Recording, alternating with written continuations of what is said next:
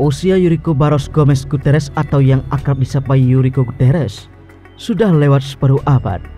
Namun, ia masih terlihat gagah mengenakan setelan jas hitam saat menerima penghargaan bintang jasa utama dari Presiden Joko Widodo, Kamis 12 Agustus 2021. Sebenarnya, ini bukan kali pertama Guterres mendapatkan penghargaan dari Indonesia. Pada tahun 2020 lalu, ia mendapatkan sertifikat penghargaan berupa medali dan sertifikat Patriot Pertahanan Nasional dari Menteri Pertahanan Prabowo.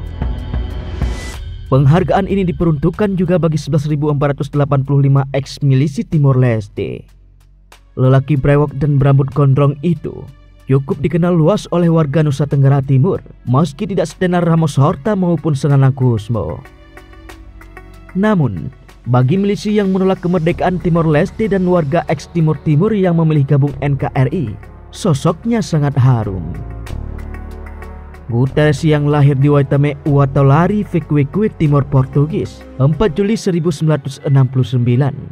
Ia dibesarkan oleh seorang warga sipil Indonesia dan kemudian dikirim untuk belajar di Sekolah Katolik Hati Kudus Yesus di Bekora, Dili. Namun, ia malah putus sekolah di SMA.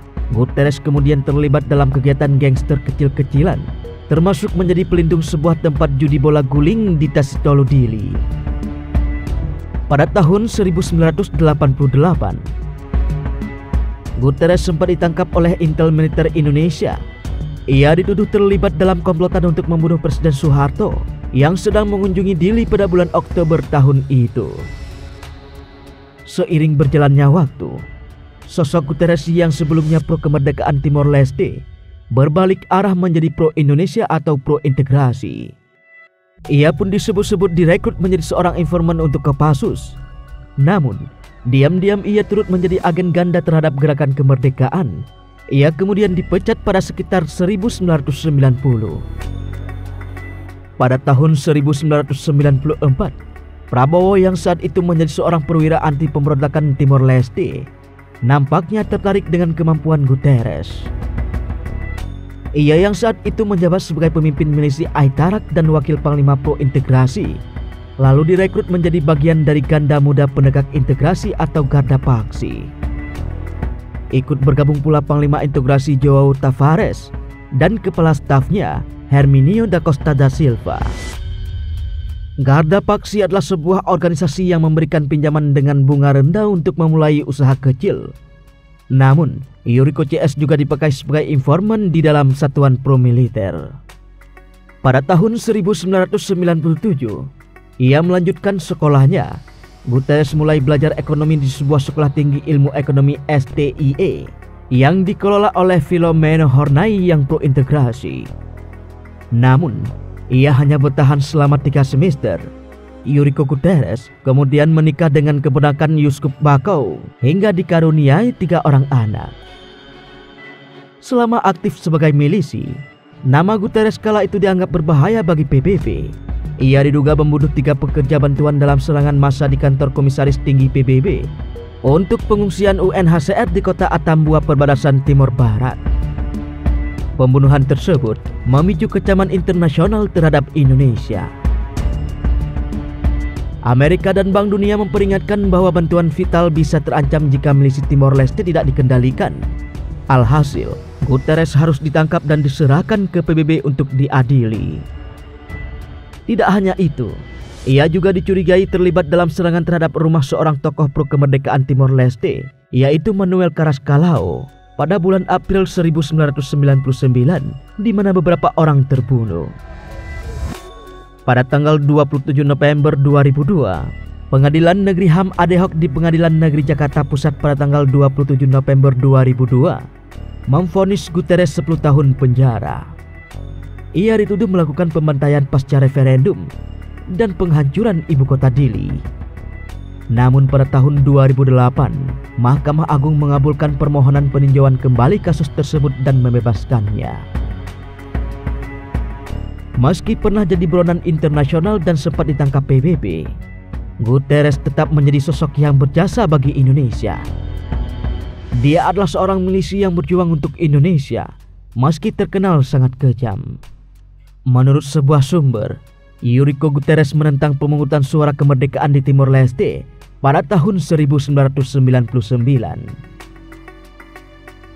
Pasca jajak pendapat, ia memilih bergabung dengan Indonesia.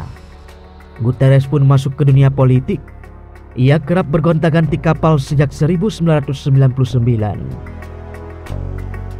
Mulai dari Partai Golkar, Partai Demokrasi Indonesia Perjuangan atau PDIP, Partai Amanat Nasional atau PAN, Partai Persatuan Indonesia atau Perindo, hingga terakhir bergabung dengan Partai Gerindra pada tahun 2021 lalu.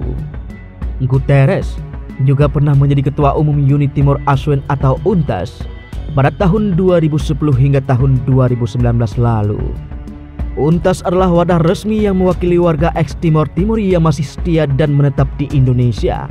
Sebelumnya, iklim permusuhan antara milisi pro-integrasi dan pendukung kemerdekaan Timor Timur sempat diabadikan oleh reporter ABC News Tim Lester beberapa saat sebelum jajak pendapat pada 30 Agustus 1999.